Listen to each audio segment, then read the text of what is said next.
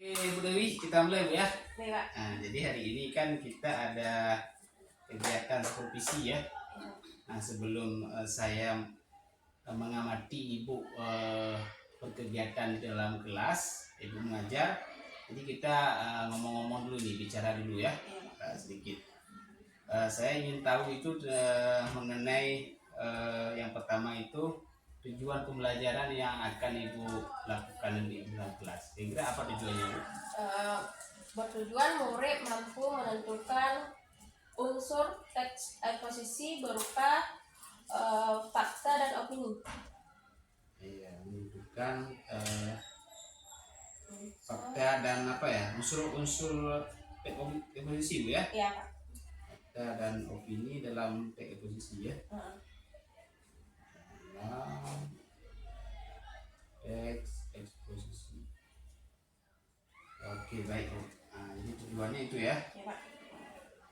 Kemudian ketika saya nanti mengamati Ibu di dalam kelas, itu kan ada area pengembangan yang hendak dicapai ya.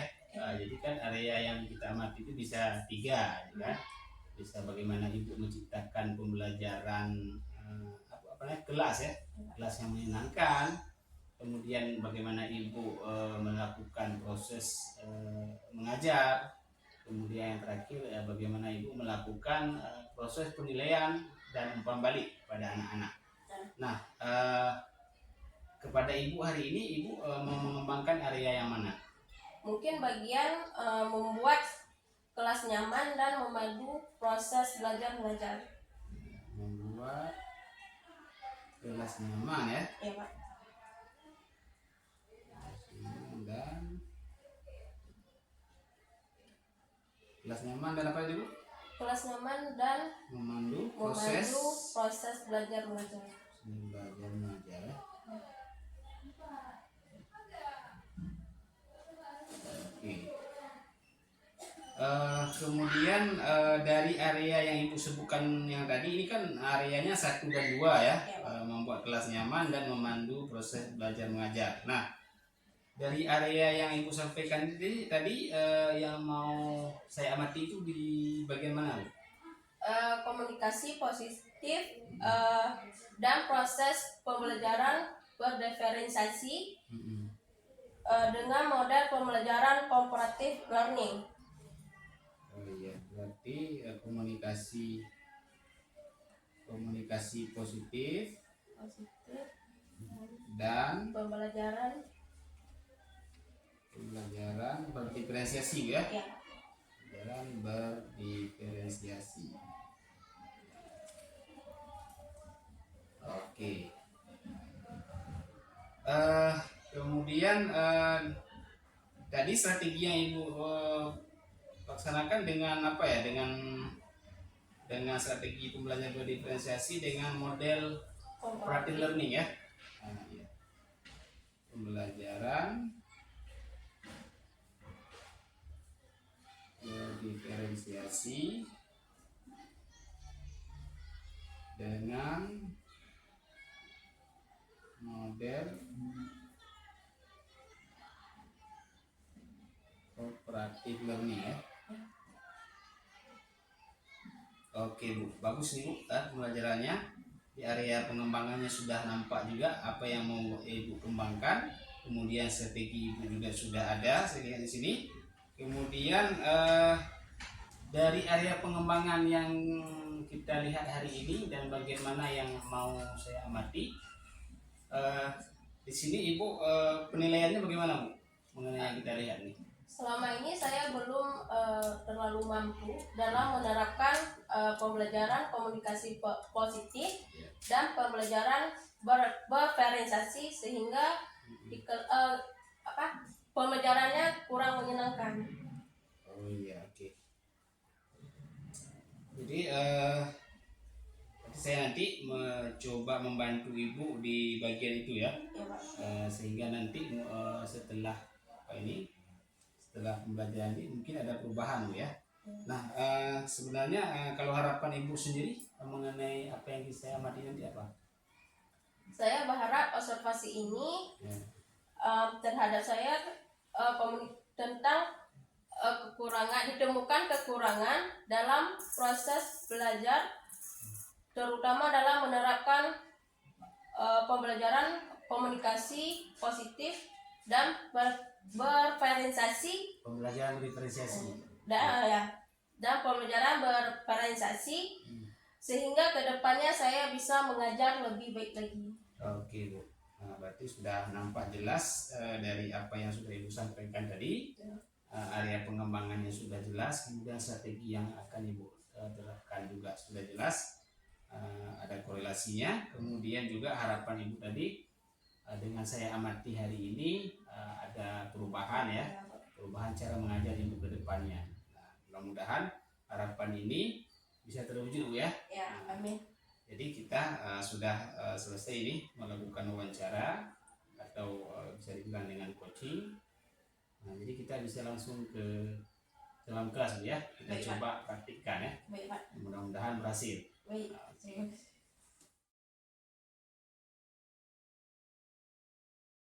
Assalamualaikum warahmatullahi wabarakatuh. Baiklah, sebelum itu kita ibu absen dulu ya. Amanda Safira, izin. April Munawiyah, Nia, Nada, Nur Sasabila, Saibatul Ahnaya, Sri Ratna Dewi, Syamil, Alfa, Walidin, Zulkhairi, Maulana.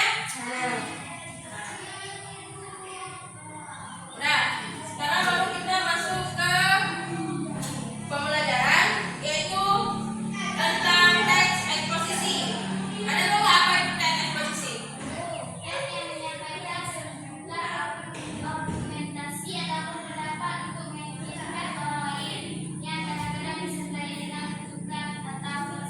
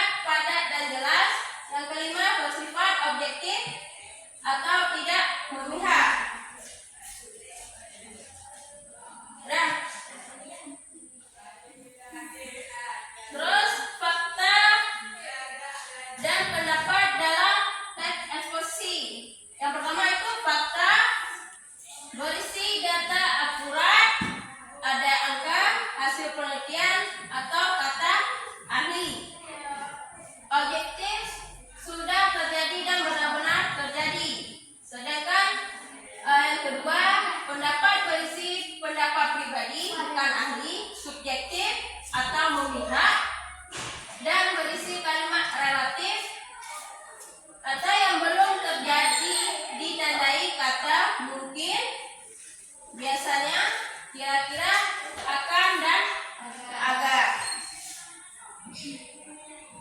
Nah,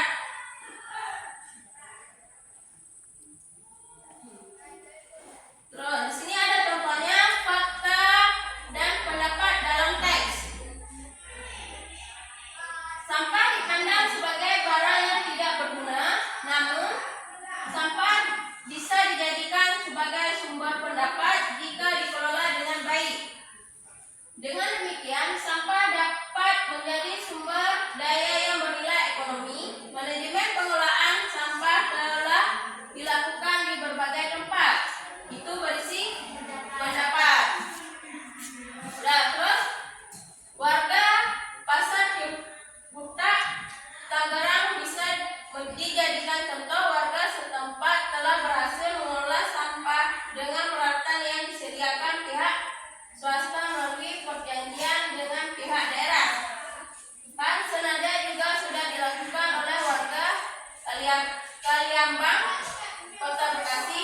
Warga serta pengurus RW setempat melakukan pengelolaan sampah lingkungan. Itu berisi fakta. Apa perbedaannya?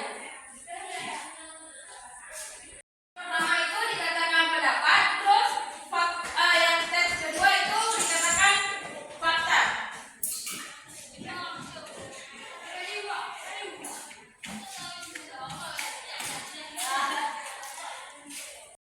Cipta Tangerang. Nah, di sini kenapa dikatakan pendapat? Yang apa? Tulisan satu. Sampah bisa dijadikan sebagai sumber pendapat jika dikelola dengan baik. Dengan demikian, sampah dapat menjadi sumber daya yang bernilai ekonomi. Karena itu pendapat orang lain, karena itu belum terjadi. Namir. Maksimal 2 jam. Minimalnya kita lihat kondisi sebenarnya gitu. Tapi kadang-kadang kalau di waktu dia libur, otomatis seringnya kenyataan itu pasti lewat dari yang kita kerjakan.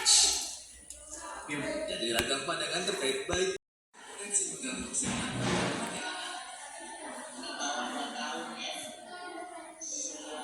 tidak dianjurkan melihat gadget karena dampaknya pada berfungsi dari air mata ya, jadi bisa menyebabkan mata menjadi kering, disiplin kata-kata tidak tidak boleh lebih dari yang pertama itu 1-2 jam.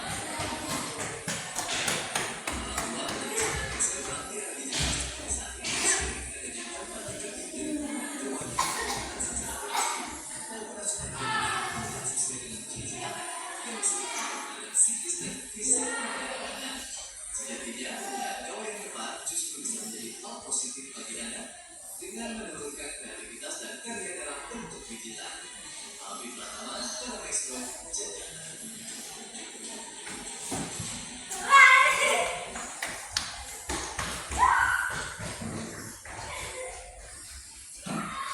Nah, di sini ada pertanyaannya.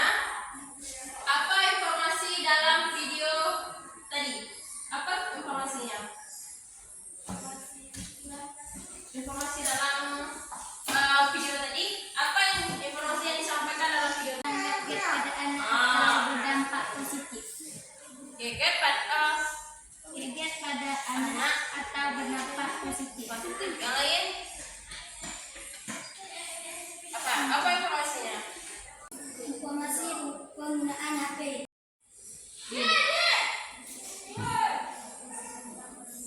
Kalimat fakta, menurut WHO, anak boleh menggunakan HP saat berusia 2 tahun ke atas dengan tidak memakai secara berlebihan.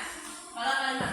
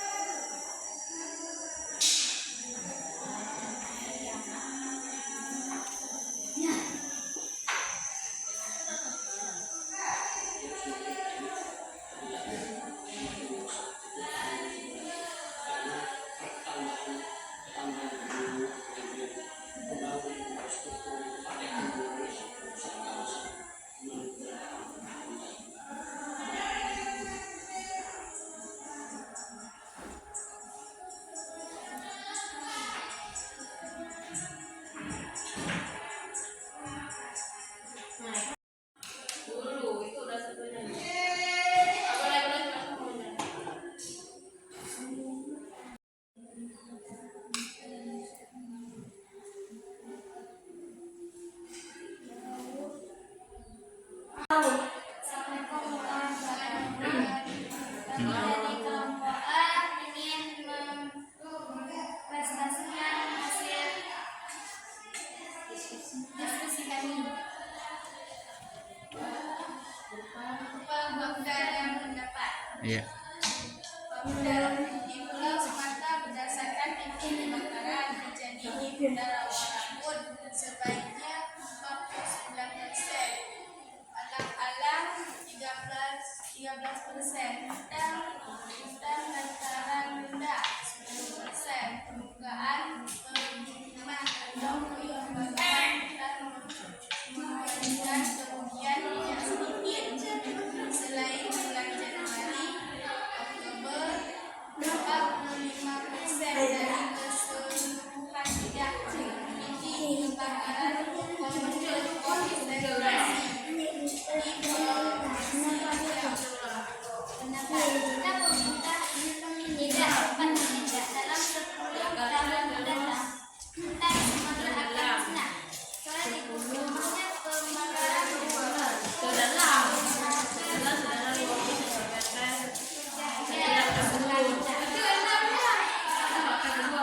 Jakarta terus tenggelam sedalam 20 cm seperti daun setiap tahun sedalam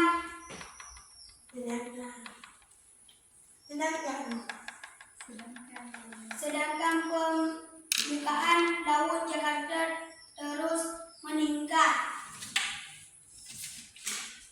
Pusat pemerintahan akan mulai pindah ke IKN pada 2024. Mereka mengkhawatirkan solusi akibat menggabungkan ibu kota Nusantara. Kami bisa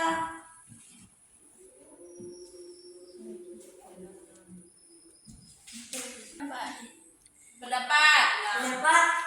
Kami minta kepada ini karena tanah ini sumber kehidupan kami. Mereka khawatir dan akibat pembangunan ibu kota Nusantara. Dua, kenapa kami bisa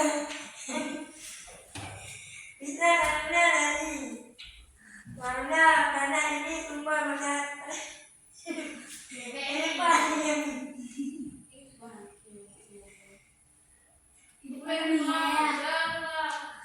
sumber kehidupan kami. Assalamualaikum warahmatullahi wabarakatuh. Kita semua.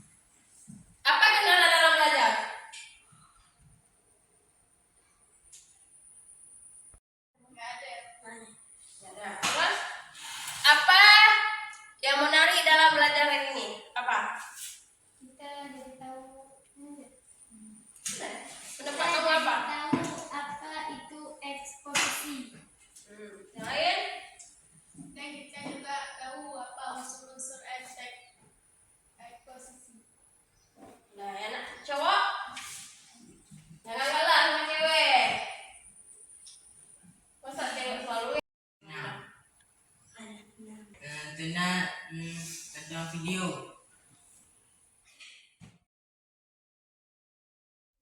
Oke, kita mulai Bu Dewi ya.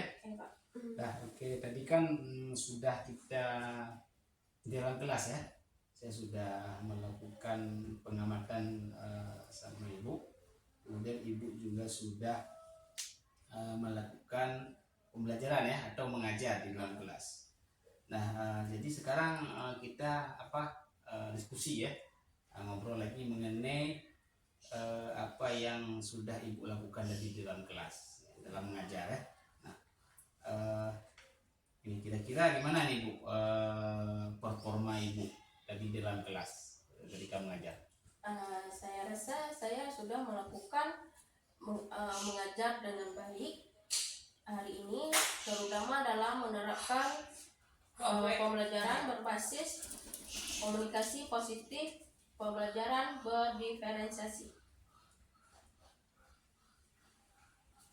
Oh iya, berarti apa yang sudah Ibu lakukan di dalam kelas tadi, menurut Ibu sudah menerapkan ya, Ya. Area pengembangan yang tadi Ibu inginkan, itu ya. Oke, kemudian ketika Ibu menilai seperti itu, kira-kira kenapa Ibu membuat penilaian seperti itu? Karena tadi saya merasa sudah melakukan praktik mengajar sesuai dengan yang saya rencanakan dan saya ingin kembangkan. Oke, berarti Ibu sudah melakukan itu ya, Ya. makanya Ibu membuat penilaian seperti itu ya. Ya. Iya, baik. Namun setelah Ibu menyampaikan itu tadi, boleh ya saya menyampaikan hasil pengamatan saya tadi di dalam kelas? Silakan Pak. Oke, baik Bu. Nah, jadi begini Bu. Yang saya amati tadi di dalam kelas, apa yang sudah Ibu lakukan dalam kelas, menerapkan pembelajaran dengan komunikasi positif dan pembelajaran berdiferensiasi, itu kalau saya amati sudah sesuai dengan standar rujukan, artinya sudah sesuai dengan area pengembangan yang Ibu inginkan. Nah, bagaimana pendapat Ibu mendengar yang saya sampaikan ini? Saya senang jika yang saya lakukan sudah sesuai standar.